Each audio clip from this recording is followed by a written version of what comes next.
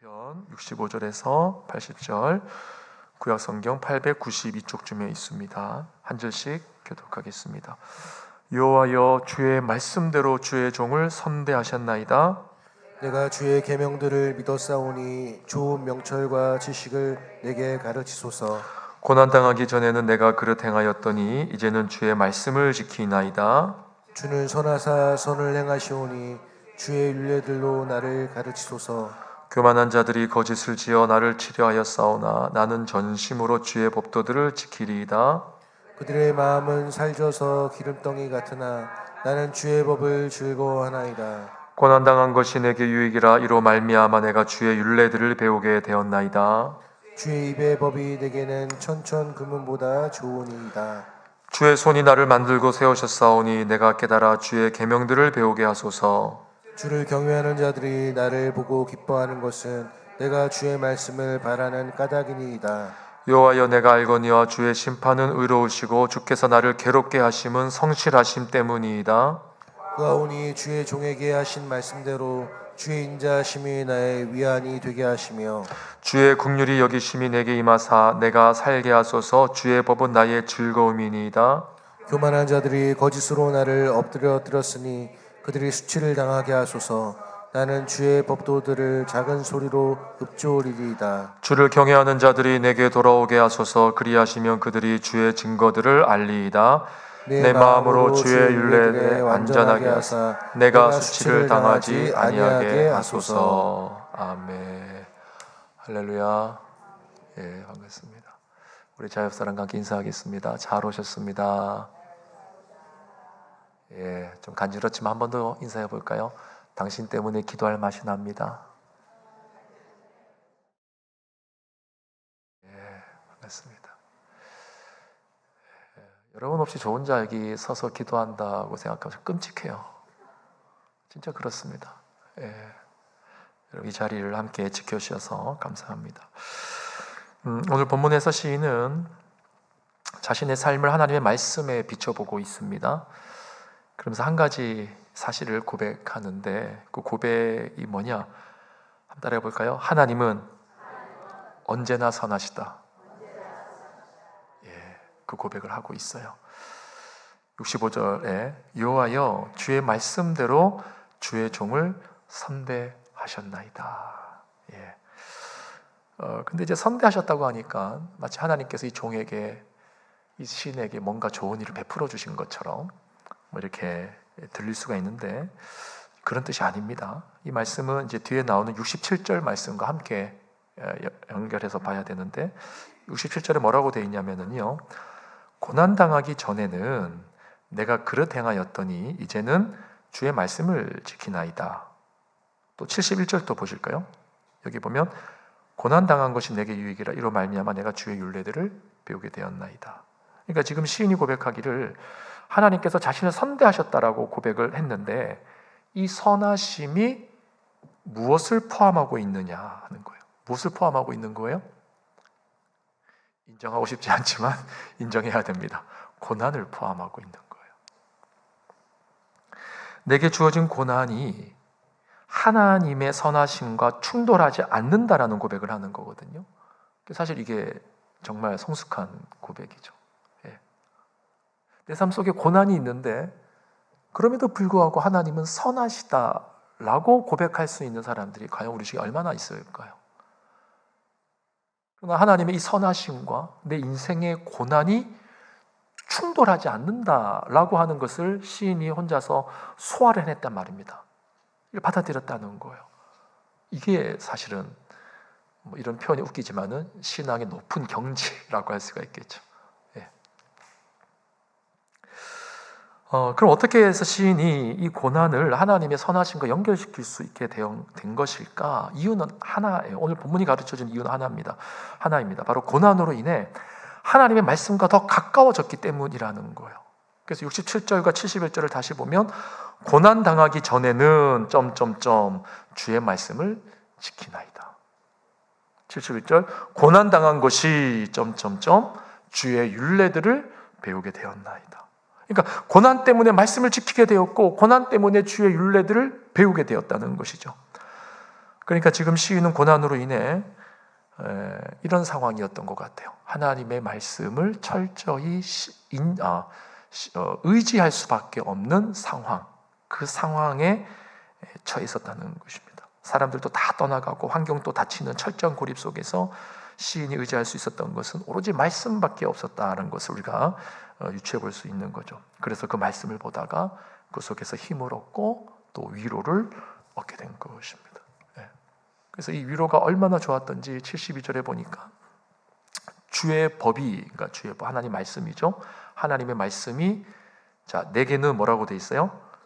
천천 금은보다 좋으니이다라고 돼 있습니다. 천천 금은보다 좋으니이다. 예. 원래 고난 중에는 모든 것이 싫고 짜증나고 또 괴롭고 힘들죠. 근데 시인이 고백하는 것이 뭐냐면 천천 금은보다 좋은 게 생겼다, 이렇게 돼 있어요. 시인은 바로 말씀 때문에 이런 고백을 하게 된 겁니다. 말씀을 통해서 하나님께서 내 삶을 외면하지 않으신다라는 걸 느낀 거예요. 예. 여러분 다들 경험해 보셨을 것입니다. 말씀을 보는데 어느 순간 그 말씀이 하나님께서 나에게 하시는 말씀으로 깨달아질 때, 그리고 이런 경우도 있죠. 이미 성경에 나와 있는 그 수많은 이제 그 약속의 말씀들을 보물이라고 비유했을 때 내가 그 보물을 캐냈다라고 받아들였어요. 생각했을 때. 그러니까 다른 사람들이 이거 모를 거라고 생각하는 거예요. 야, 근데 내가 이거 발견했다라고 생각하는, 야, 이거 내가 캐냈다라고 생각하는 그런 어떤 그 말씀으로 인한 느끼는 희열, 이런 것들을 경험할 때가 있죠.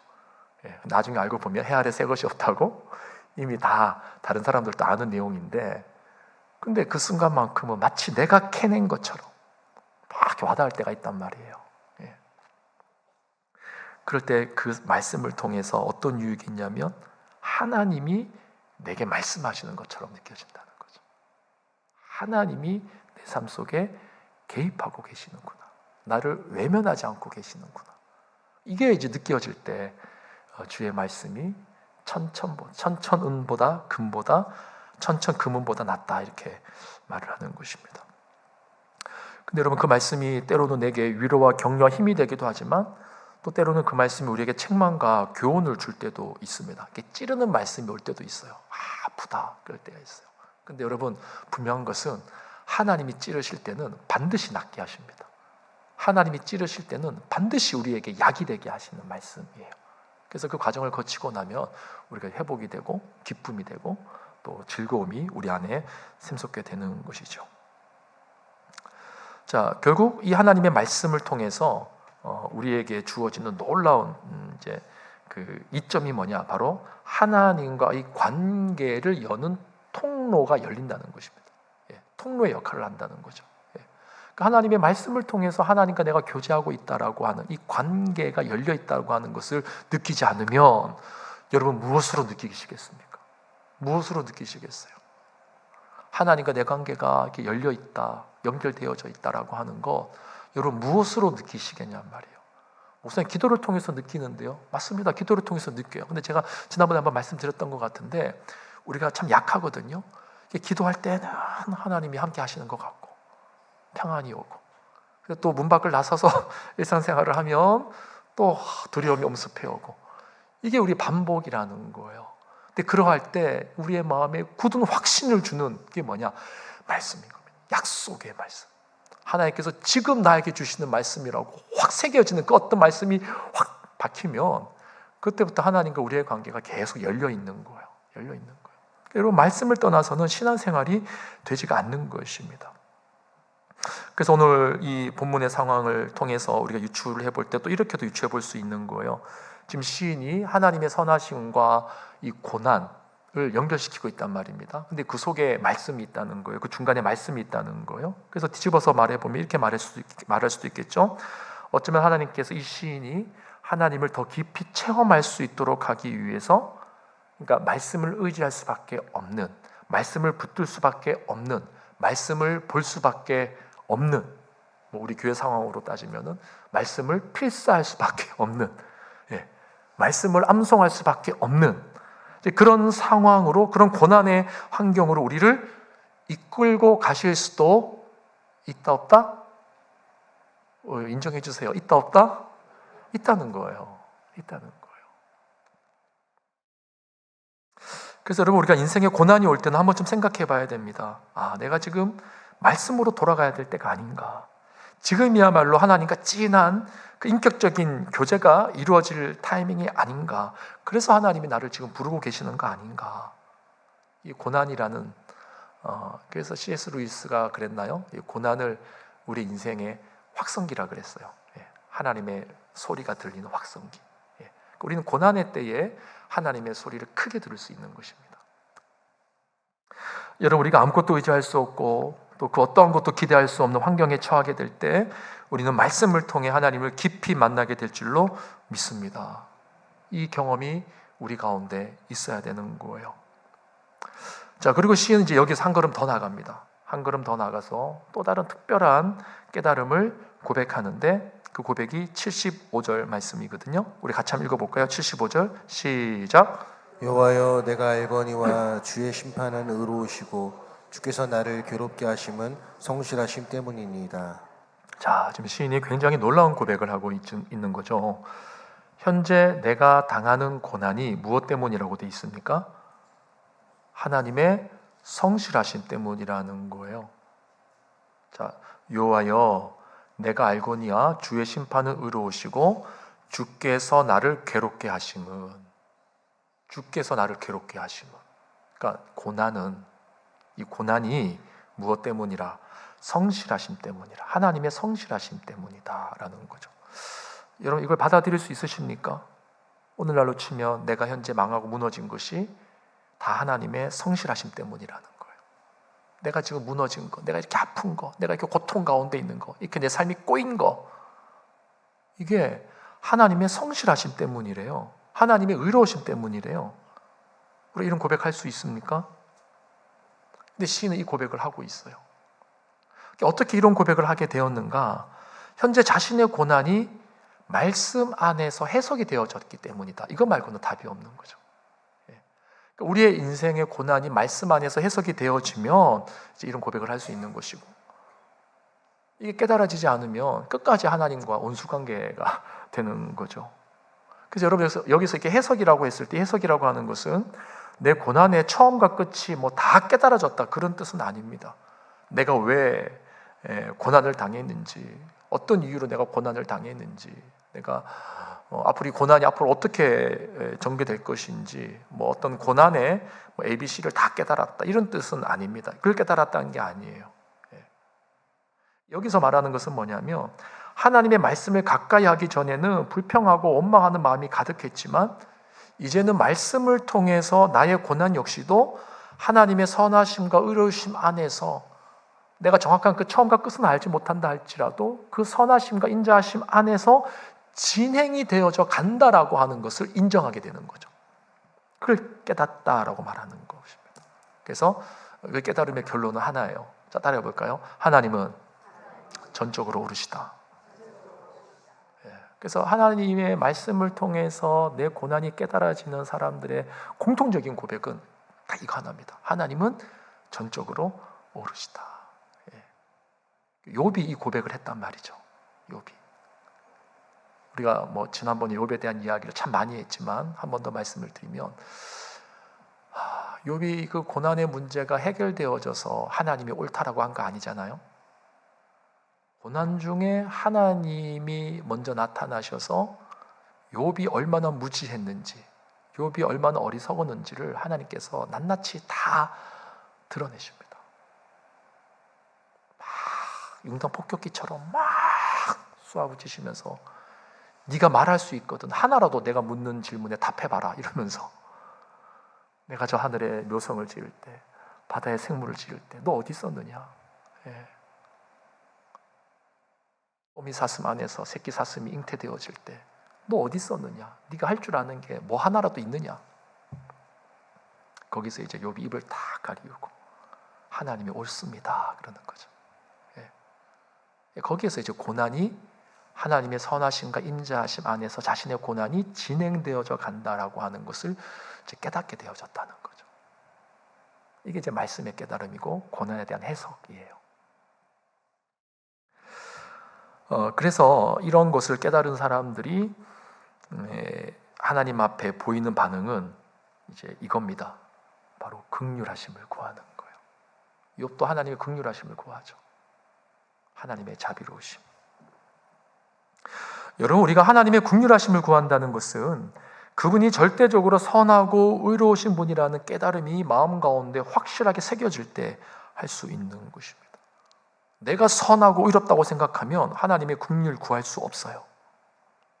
내가 철저하게 무너지고 오직 하나님의 은혜로만 내가 살 수 있다는 것을 인정할 때, 그래서 하나님만이 선하시고 의로우시다는 것을 철저히 자각하게 될 때 우린 진정으로 하나님의 긍휼하심을 구하게 됩니다. 그것이 없이는 하나님의 긍휼을 구할 수 없어요. 그래서 76절, 77절 볼까요? 76절 같이 읽어보겠습니다. 구하오니 시작. 구하오니 주의 종에게 하신 말씀대로 주의 인자하심이 나의 위안이 되게 하시며. 자, 여기서 인자하심이 이제 그 유명한 헤세드라는 단어죠. 하나님의 인자하심, 하나님의 사랑. 구하오니. 여러분, 철저하게 하나님의 인자하심을 구해야 됩니다. 하나님의 긍휼하심을 구해야 돼요. 하나님의 긍휼하심이 없이는 나는 아무것도 아닙니다. 자, 그리고 77절에 보시면 주의 긍휼이 여기심이 내게 임하사 내가 살게 하소서 주의 법은 나의 즐거움이니이다. 그러니까 하나님의 긍휼하심이 없이는 내가 살 수 없다는 거예요. 여러분들이 지금 어떤 문제가 해결되면 하나님 내가 이제 살 것 같아요. 그거 잘못된 겁니다. 그거 해결되지 않아도 살 수 있어요. 그거 해결되지 않으면 난 죽는다. 그거 아닙니다. 그거 교만인 거예요. 우리는 하나님의 긍휼하심으로만 사는 것이지 내가 원하는 문제가 해결된다고 살아나는 거 아니란 말이죠. 근데 우리가 이걸 자꾸 잘못 생각해서 이거 해결되면 난 살 것이다. 그리고 그 문제에 막 골몰해가지고 모든 시선을 거기에 집중을 합니다. 물론 우리가 인간인지라 그럴 수밖에 없는데 문제는 뭐냐면 하나님 또 여기에 집중해 주시길 바라는 거예요. 이게 무슨 말이냐면 내가 앞서는 거죠. 하나님이 나를 따라와야 되는 거예요. 내가 하나님께 따라가는 게 아니라 하나님을 향해서 follow me, 나를 따라오십시오. 내가 이 문제에 공을 들이고 있으니 하나님도 이 문제에 공을 들이셔야 됩니다. 이렇게 나간다는 거예요. 아닙니다. 그거 해결 안 돼도 우리는 살 수 있어요. 이제까지 지나온 인생을 한번 돌아보시면, 저는 오래 살진 않았지만 여러분 지나온 인생을 한번 돌이켜 보십시오. 그동안 여러분들이 이거 꼭 해결됐으면 좋겠다 하는 것들 중에서 해결 안 된 것들이 얼마나 많습니까? 그래도 살아가시잖아요. 그래도 주님 안에 은혜를 누리고 살아가시잖아요. 우리가 구할 것은 하나님의 긍휼하심이에요. 오늘 본문에 나와 있습니다. 주의 긍휼이 여기심이 내게 임하사 내가 살게 하소서.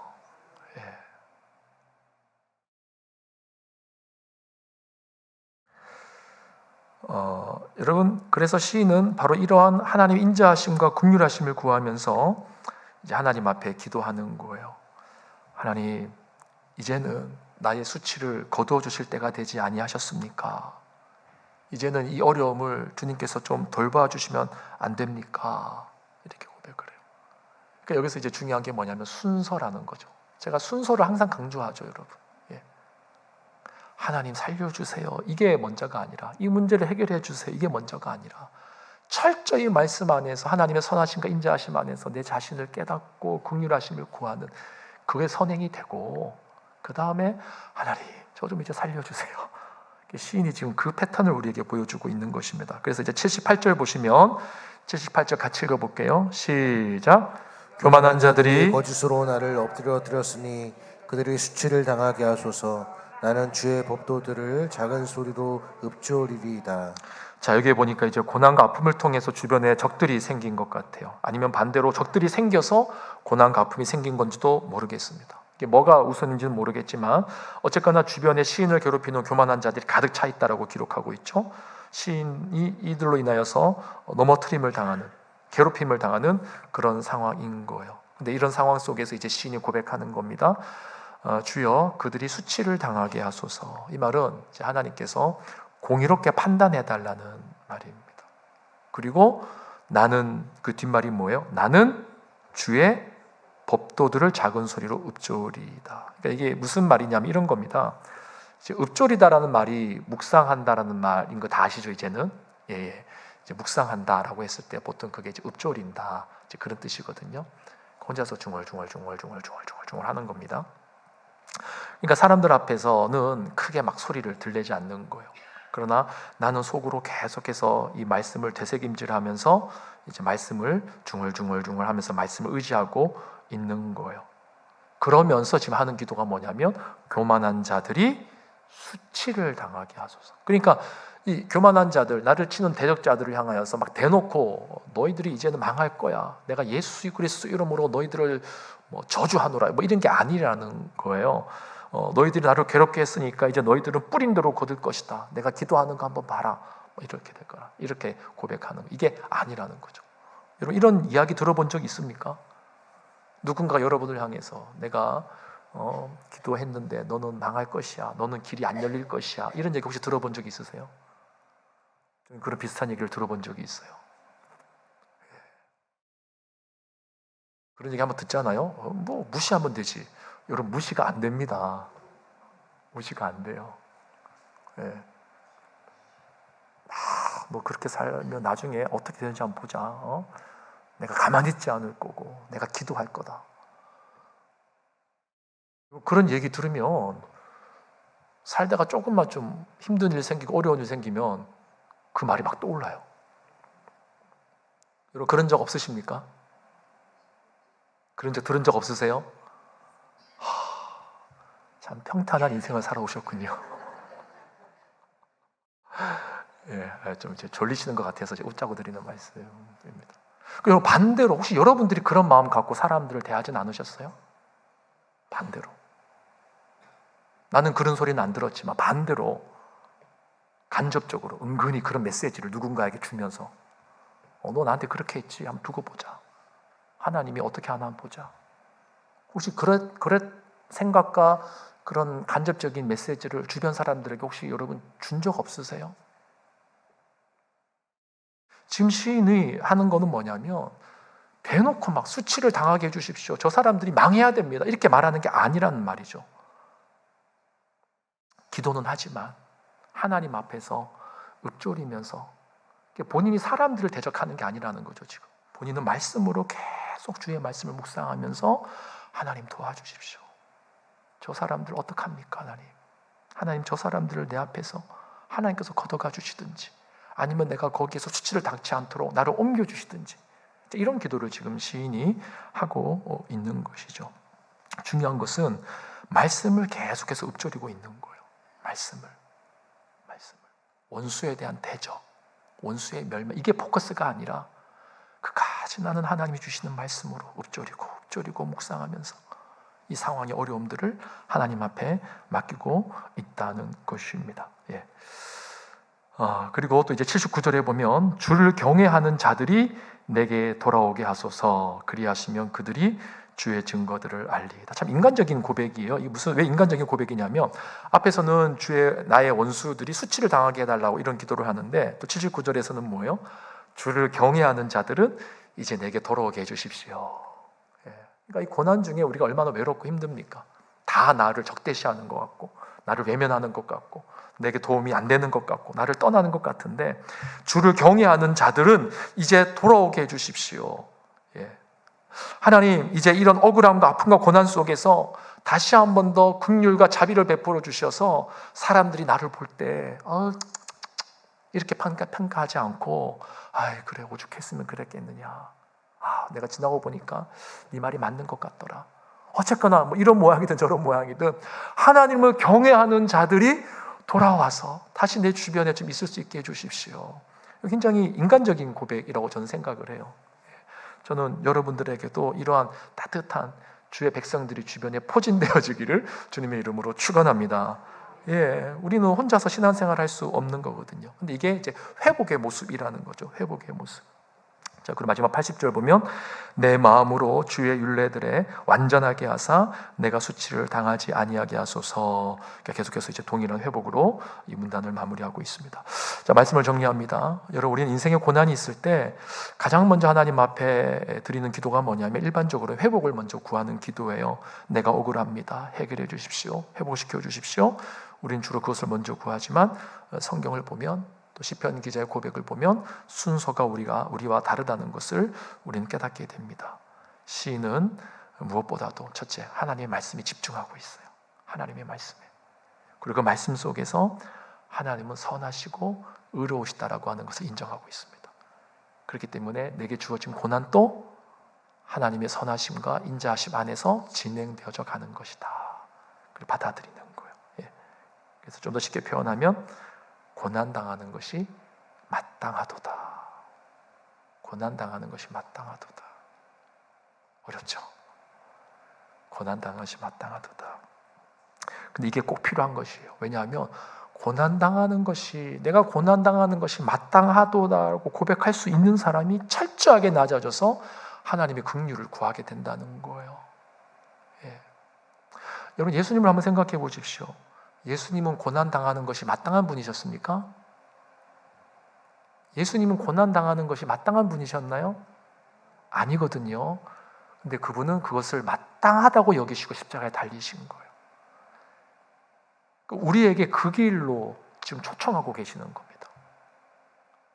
예수님은 십자가를 지는 것이 마땅하지 않음에도 불구하고 그것이 하나님 앞에서 내가 당할 마땅한 일이다라고 인정하고 십자가의 길을 가셨다면 하물며 우리는 어떻겠습니까? 우리는 뭐 돌아볼 것도 없이 무조건 마땅한 거예요. 내 인생의 고난은, 내 인생의 수치는 마땅한 거예요. 그러나 그 길이 절망과 아픔으로 끝나는 길이 아니라 결국에는 그 마땅함의 인정함을 통해서, 마땅하다고 인정하는 그 인정함을 통해서 하나님의 긍휼을 구하게 되고, 하나님의 긍휼과 자비하심 앞에서 하나님의 선한 손내미심을 경험하게 되는 거죠. 이게 구원이죠, 구원. 여러분, 구원을 경험하셨습니까? 여러분, 인생의 구원을 경험하셨습니까? 예수 믿고 천국 가는 구원, 그 구원도 구원이지만 여러분의 각자의 삶 속에서, 고난 속에서, 어려움 속에서, 일상에서 하나님이 손 내미신 그 구원을 경험한 적이 있으시냐고요. 그것을 위해서 우리는 말씀으로 돌아가야 됩니다. 그래서 말씀 안에서 하나님이 각자에게 케이스 바이 케이스로 다루시는 방법들이 다 있는 것 같아요. 다 천편일률적이지 않죠. 각자에게 주시는 하나님의 구원의 손길과 방법들이 있는데 그 손길과 방법을 캐치하셔야 돼요. 그때 우리는 구원의 능력을 경험하게 되고 하나님과 인격적인 관계가 열리게 되어지는 것이죠. 이것을 통해서 우리의 심령에 새로운 기쁨과 감사와 또한 소망이 일어나는 것입니다. 이 은혜가 우리 모든 성도님들에게 있기를 주님의 이름으로 축원합니다.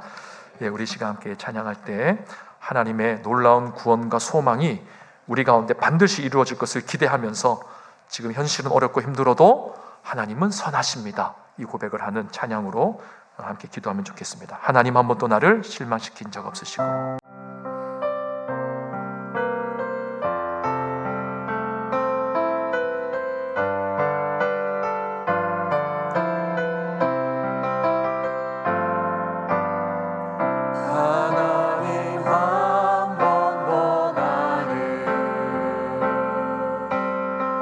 실망시킨 적 없으시고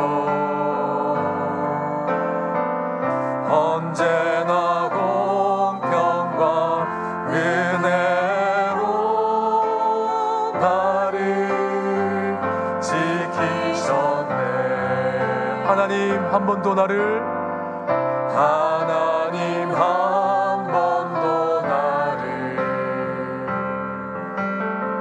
실망시킨 적 없으시고 언제나 공평과 은혜로 나를 지키셨네. 오 신실하신 주